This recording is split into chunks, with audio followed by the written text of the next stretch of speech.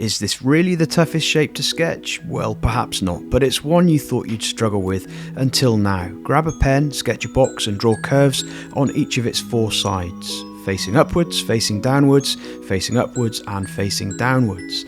Then connect the 4 curves with a smooth, continuous line all the way around. Since that was so easy, have another go, but this time upside down. Just swap the orientation of the curves and go from there. Maybe this isn't the hardest shape to sketch. If you can think of something more difficult, tell me in the comments below and that might be my next challenge.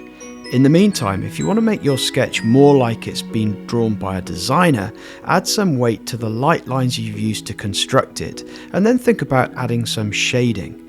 Building up the shading so that there's a bigger gap between the light and dark tones will help you to describe the shape of the objects in your sketch. I hope that's been useful. Don't forget to subscribe for more.